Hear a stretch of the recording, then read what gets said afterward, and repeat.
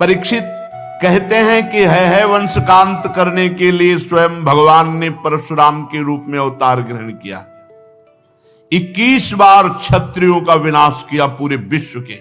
राजा परीक्षित ने पूछा, प्रभु क्या अपराध हो गया क्षत्रियों से कि भगवान परशुराम जी ने 21 बार घूम घूम करके पूरे भूमंडल से क्षत्रियों का विनाश किया। श्री सुखदेव जी महाराज कहा कि परीक्षित, ये उन दिनों की बात है जिस समय है वंश का अधिपति शास्त्राबाहु अर्जुन, वो एक महान बलवान श्रेष्ठ राजा था और खास बात उसने दत्तात्रेय जी को प्रसन्न कर लिया था, अवधूत शिरोमणि दत्तात्रेय जी, और उनसे 1000 भुजाएं, कभी शत्रु से युद्ध में पराजित ना होना, कभी कोई ऐश्वर्य की कमी ना होना, जो इच्छा करे वो प्राप्त हो जाना, ये सब वरदान प्राप्त किए थे भगवान दत्तात्रेय जी से।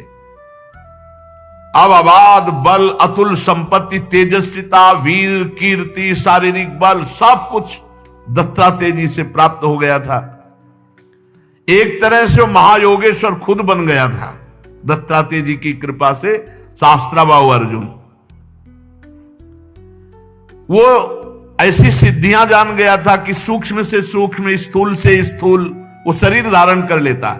बड़ी सिद्धियां उसकी, वो वायु की तरह कहीं भी पहुंच जाता। ऐसी सिद्धियां दत्तात्रेय जी से प्राप्त की। एक बार एक गले में वैजंती माला डालकर बहुत सी सुंदर स्त्रियों के साथ नर्मदा जी में जल विहार कर रहे थे और उधर रावण नर्मदा के किनारे दिग्विजय करते हुए अपने तंबू लगाए हुए था। 500 भुजाएं इधर, 500 भुजाएं इधर, पूरी नर्मदा के जल को रोक दिया शास्त्राबाहु अर्जुन ने। रावण का शिविर डूबने लगा उधर। तो रावण ने पूछा, बिना वर्षा के कैसे बाढ़ आ गई उल्टा? बोले, महाराज एक वीर है जो स्त्रियों के साथ जल में खेल रहा, खेलते खेलते नर्मदा को उल्टा प्रवाहित कर। तो उनका हमसे बड़ा वीर कौन है? रावण बड़े घमंड में गया, अपने को बड़ा वीर मानता था और जाके शास्त्राबाहु अर्जुन से अब वीरता की बातें करने लगा। तो उन स्त्रियों को प्रसन्न करने के लिए खिलवाड़ में तो ऐसे रावण को पकड़ लिया शास्त्राबाहु अर्जुन ने, बंदर के समान एक पिंजड़े में बंद करके, और अपनी राजधानी माहिष्मती ले जा करके जहां घोड़े थे वहां पिंजड़ा रख दिया। पिंजड़े में 10 खोपड़ी वाले रावण को 20 भुजा, 1000 भुजा वाला शास्त्राबाहु अर्जुन, और सब सिद्धियां प्राप्त किए। तब महाराज पुलस्त जी को पता चला कि दिग्विजयी रावण घोड़सार में एक पिंजड़े में बंद है। तब जाके शास्त्राबाहु अर्जुन के सामने गए तो शास्त्राबाहु अर्जुन ने पूजन किया, क्योंकि पुलस्त ऋषि, तो उन्होंने आज्ञा करी कि छोड़ दो, हमारा नाती है।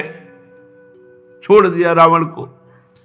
अब शास्त्राबाहु अर्जुन का अभिमान बढ़ता चला गया, क्योंकि दिग्विजयी रावण जैसे को बंदी बना लिया।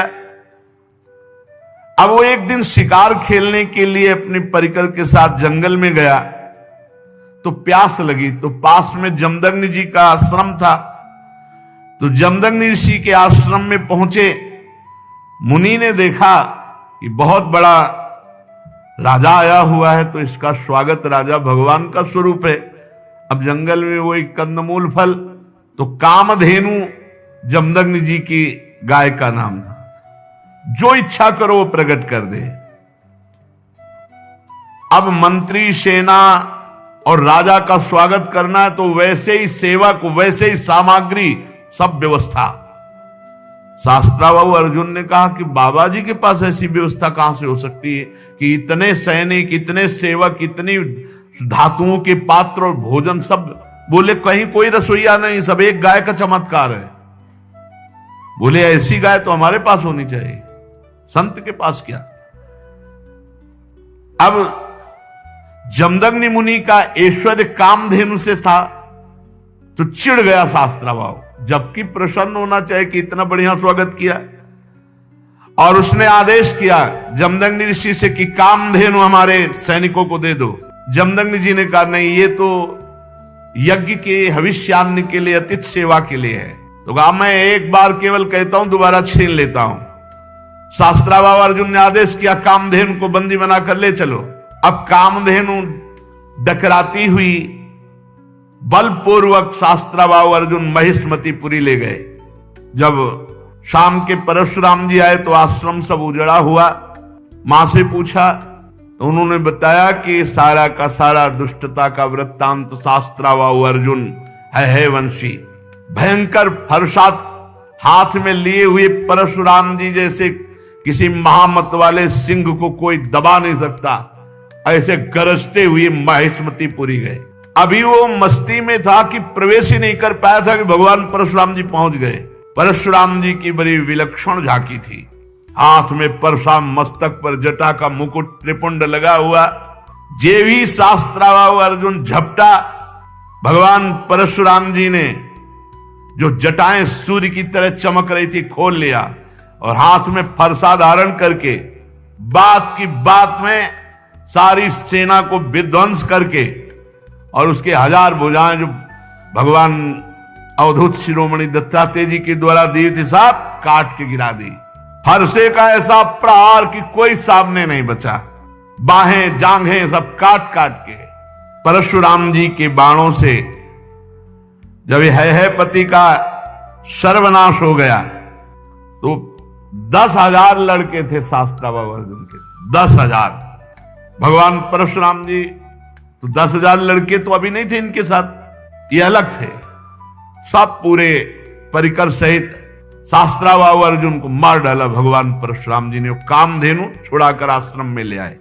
महिष्मतीपुरी के शास्त्राभाव अर्जुन का विनाश बड़ा आश्चर्य में। जमदग्नि जी ने कहा, हाय हाय परशुराम, तुम क्या उपद्रव करते हो? अरे राम राम, वो राजा था, गाय ले जा रहा था, ले जाने देते, तुमने हत्या क्यों कर दी? राजा सर्वदेव में होता, तुमने अपराध किया। अरे हम लोग ब्रह्म ऋषि हैं, क्षमा हमारा बल है, संसार हमको इसीलिए पूजता है क्योंकि हम क्षमावान हैं। तुम्हारे ब्रह्मा जी भी क्षमा के बल से ही ब्रह्म पद पर स्थित है। ऋषियों की शोभा क्षमा होती है, ये सर्वशक्ति प्रदर्शन नहीं। भगवान तुम पर प्रसन्न हो, अब तुम तप परायण हो, तुमने अपराध किया, राजा का वध किया, ये ब्रह्म हत्या से भी बढ़कर है। जाओ तीर्थों का सेवन करते हुए तप करो और इसका प्रायश्चित कर डालो। भगवान परशुराम जी घुटने टेक कर जमदग्नि जी के आगे जो आज्ञा। अब 1 वर्ष तीर्थ यात्रा करके अपने आश्रम पर आए। परशुराम जी की माता रेणुका गंगा तट पर संध्या के लिए गंगा जल आदि लेने गई थी। वहां एक गलती हो गई माता जी से। आज सत्संग में कहा, नेत्र वाणी कान संभाल के नहीं अपराध बन सकता किसी से भी। तो वहां गंधर्वराज चित्ररथ अप्सराओं के साथ जल विहार कर रहा था। गंधर्वराज के जल विहार करते समय अंग प्रत्यंग और अप्सराओं की वो क्रीड़ा माता जी कुछ क्षण देखती रही। अच्छा लगा, बस कोई कामना नहीं हुई, कोई मलिनता नहीं आई, बस देखती रही, अच्छा लगा। और भूल गई कि संध्या का समय पतिदेव तर्पण आदि के लिए इसमें लिखा हुआ है कि उनका मन गंधर्वराजम क्रीडंतम मत्सरोभीर पश्यत, अच्छा लगा। विलोकयंती क्रीडंत मुदकार्थम नदीम गताहा, उनका मन खिंच गया चित्ररथ की इस अप्सराओं से केल। कहा जमदग्नि जी का एकांतिक भजन में स्वभाव, और माताजी ने जब चित्ररथ गंधर्व की केली देखी अप्सराओं से तो अच्छा लगा। बस ये संध्या का समय बीत गया। भगवान जमदग्नि जी इंतजार करें, ऐसा कैसे हो गया कि संध्या की अवहेलना हो गई और अभी तक रेणुका जल लेकर नहीं आई। अब जे ही होश आया जमदग्नि ऋषि को, भयभीत हो गई कि अब तो भारी अपराध बन गया। वो महर्षि के सामने आई है, गंगा जल का कलश रखा, हाथ जोड़कर खड़ी हो गई। जमदग्नि मुनि ने कहा मैं देख रहा था, तुम्हारा मन चित्ररथ गंधर्व की केली देखने में खिंच गया। तुम अपराधी हो, पापिनी हो, तुम एक ब्रह्म ऋषि की पत्नी होकर ऐसा कैसे देखा? इसका दंड है मृत्यु। ऐसा कठोर शासन। अन्य पुत्रों से कहा, मार डालो इसको, रेणुका को। किसी भी पुत्र की हिम्मत नहीं हुई। इतने में तीर्थ यात्रा करके भगवान परशुराम जी आए, प्रणाम किया तो उनका बेटा, मां और भाइयों को मार डालो। परशुराम जी ने कोई विचार नहीं किया, तत्काल मां और भाइयों के फरसे से गले उड़ा दिए। सत्यवती नंदन महर्षि जमदग्नि जी बहुत प्रसन्न हुए और कहा, बेटा तुम्हारी जो इच्छा हो वरदान मांगो। परशुराम जी ने कहा, मेरी मां मेरे भाई जीवित हो जाए, उनको ये पता भी न रहे कि मैंने वध किया है। तत्काल जीवित हो गए। भगवान परशुराम जी के ऐसा कहते हुए ऐसे उठ के बैठ गए जैसे सो के, पूरे सकुशल। परशुराम जी को पता था हमारे पिता जमदग्नि जी कितने महान पवित्र ऋषि और तपोबल संपन्न हैं। शास्त्राबाहु अर्जुन के वध का प्रायश्चित कर लिया था। परशुराम जी एकांत आश्रम के कोने में बैठकर ध्यानस्थ थे। बहुत दिनों के बाद शास्त्राबाहु अर्जुन के लड़कों के हृदय की जलन, वो आए और देखा महर्षि जमदग्नि अग्निशाला में ध्यानस्थ बैठे हैं। उनको बाहर की कोई शुद्ध नहीं, वो सब प्लान बना के आए थे। पूरे आश्रम को उजाड़ दिया और माता रेणुका बड़ी दीनता से प्रार्थना कर रही थी, एक भी बात ना मानी और जमदग्नि जी का सिर काट ले गए। जमदग्नि जी ध्यानस्थ थे। बड़े नीच कार्य किए आश्रम में। रेणुका जी चीख पड़ी, बेटा परशुराम। ध्यानस्थ थे भगवान परशुराम जी। उनका मां का करुण क्रंदन, भागे फरसा लेकर। जब नजदीक आए तो देखा जमदग्नि जी का सर काट ले गए। परशुराम जी को अत्यंत क्रोध। माता से कहा कि बिलाप मत करो, वीर पुत्रों की मां बिलाप नहीं करती। आज मैं प्रण करता हूं कि विश्व में क्षत्रियों का संहार कर डालूंगा, एक भी क्षत्रिय विश्व में नहीं रहेगा। अभी पीछे जो आप चरित्र सुन रहे थे, उनमें एक घाघरा के नीचे माई के बालक क्षत्रिय छुपा लिया गया था। वो क्या उनका नाम विस्मरण हो रहा, जंघा में के पास छुपा लिया था, वही केवल बचा था। उसी से क्षत्रिय वंश चला, पीछे चर्चा में भी आया था। भगवान परशुराम जी ने भगवान शंकर का स्मरण करके संकल्प लिया कि विश्व में क्षत्रिय नहीं रहने देंगे। परशुराम जी माहेश्मतीपुरी में गए और 10,000 पुत्रों के अलग अलग सर काट करके रख दिए और पूरे नगर का विनाश कर दिया। भारी पर्वत ऐसे सिर का मुंड ऐसे इकट्ठा कर दिए काट काट के, और कहते जाते ब्रह्मघाती तुम्हारा विनाश परशुराम करेगा। रक्त की नदी बहा दी, इतने काटे। जो राजा थे, क्षत्रिय थे, ब्राह्मण द्रोही क्षत्रियों का हृदय कांप उठा। भगवान वर्तमान में जो क्षत्रिय असुर स्वभाव वाले हो गए थे, उनके विनाश के लिए ही प्रकट हुए थे।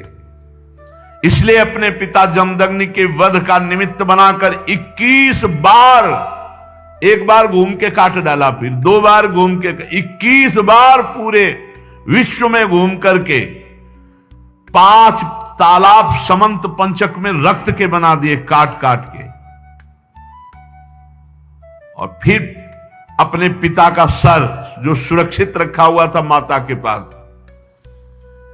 जोड़ा और पुनः जीवित कर दिया। पहले 21 बार क्षत्रियों का विनाश किया, फिर अपने पिता का सर ला के जोड़ा। और फिर बाद में सबके प्रायश्चित के लिए यज्ञ की और 7 दिशाएं जीत करके ब्रह्म ऋषियों को दान कर दी। इसके बाद यज्ञांत स्नान किया और समस्त पापों से मुक्त होकर मेघ रहित सूर्य के समान तेजस्वी परशुराम जी जमदग्नि जी को स्मृति रूप संकल्प में शरीर की प्राप्ति हुई। भगवान परशुराम जी से सम्मानित होकर उस सप्त ऋषियों के मंडल में 7वें ऋषि होकर आज भी विराजमान है।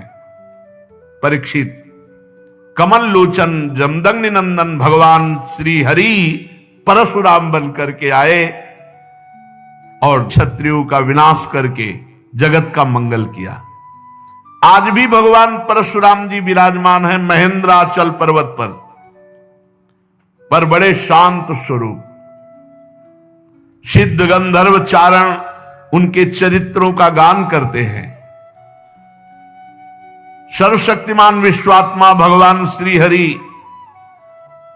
जब राम रूप में अवतार लिए और जब धनुष भंग हुआ तो अजगौ का खंडन सुनकर परशुराम जी के हृदय में क्षोभ हुआ कि फिर कोई क्षत्रिय ऐसा पैदा हुआ, क्योंकि वो सब विनाश लीला करके शांत। कौन ऐसा पैदा हो गया जो हमारे गुरु का अजगौ खंडन कर दिया।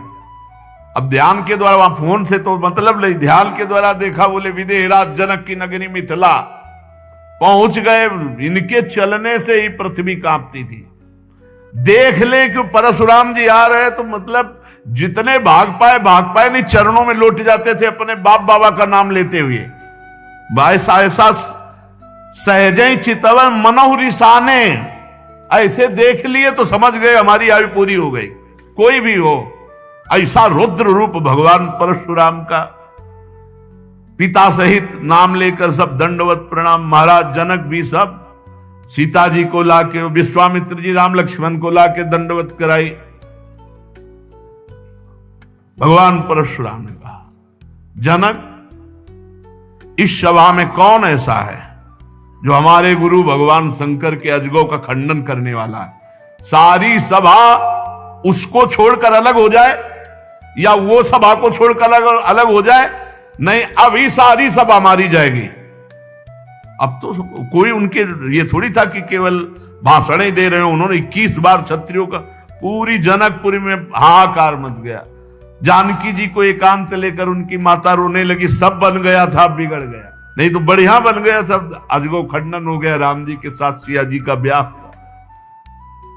बाहर उलरे चलाए दे रहे थे परशुराम जी। लक्ष्मण जी ने कहा, महाराज थोड़ा शांति धारण करो। शांति, ऋषि का स्वरूप शांत, घोर वेश धारण किए हुए हो, कैसे बार बार ये ऋषियों की मर्यादा। अरे ये किसका लड़का है, हमको समझा रहा है। परशुराम जी हमको समझा रहा है, हमारा गीत न विश्वामित्र जी का बता दो हम कौन है। अरे लक्ष्मण जी ने कहा, गुरु जी के बताने की जरूरत नहीं, आप कई बार बता चुके हो। आपने तो अपने मुख से कई बार बताया कि आपने फरसा से क्षत्रियों को काटा, ये वो खूब बता चुके हो। महाराज यहां कुमण बतिया को नाही, जे तर्जनी देख मर जाए। ये बार बार उलरो मत, गुस्सा मत दिखाओ। यहां कुम्हड़ा की बतिया नहीं कि तुम्हारी तर्जनी उंगली देखने से हम, महाराज हम रघुवंशी हैं। जहां परशुराम जी का क्रोध बढ़ता वहां राम जी आगे आ जाते, हाथ जोड़कर विनय करने लगते। तब उन्होंने कहा, पहला फरसा तुम्हारे चलेगा। राम जी से कहा कि पहला, क्योंकि जब हमको क्रोध आता है, ये छोटा राजकुमार क्रोध दिलाता है, इसको तो समझाते नहीं और हमसे विनय करते हो, और हमें लगता है कि तुम ही ने अजगौ खंडन किया है। राम जी ने कहा, हां आपका कोई दास, निज दास, वही ऐसा करने के साहस कर सकता है। अरे दास तो सेवा करता है, स्वामी के प्रति अपराध नहीं करता है। बहुत क्रोधित होकर के तब उन्होंने कहा परशुराम जी से, सावधान, अभय होए जो तुम्हें डराए। पहली बात तो जो आपसे डर जाता है वो अभय हो जाता है, क्योंकि आपका स्वरूप ऐसा है। और दूसरी बात हम आपको बता रहे हैं, हम रघुवंशी हैं। काल भी सामने ललकार दे तो कदम पीछे नहीं हटाते। भगवान श्री राम के गंभीर वचन जे ही कान में पड़े वो आंख में आंख मिलाई तो थर्रा गए परशुराम जी और कहा, एक हमारा संशय निवृत्त करो, इस धनुष पे प्रत्यंचा चढ़ा दो, बस मेरे हृदय में कुछ संशय हो गया। ऐसे ही जेवी लेने को हुए से धनुष आ गया, खिलवाड़ में चाप चढ़ा दी। तो उनका भगवान श्री हरि के सारंग धनुष पर चाप केवल श्री हरि चढ़ा सकते हैं। आप श्री हरि हैं, आप हमारे भगवान हैं और भगवान के चरणों में झुके। और उस दिन जो चाप चढ़ा तो भगवान श्री राम ने कहा, आपकी आयु को नष्ट कर दे या आपके तप को नष्ट कर दे, क्योंकि बाण व्यर्थ नहीं जाएगा। तो उनका, प्रभु हम तो आपके आश्रित हैं, तप को नष्ट कर दीजिए जिसे हम पुनः कर सकते हैं, लेकिन आयु और अंतर्ध्यान शक्ति आदि को नाश मत कीजिए। भगवान ने परशुराम जी के तप को लक्ष्य बनाकर बेधा। उस दिन से आज भी शांत स्वभाव से बिना किसी को मारे काटे भगवान महेंद्राचल पर्वत पर विराजमान है।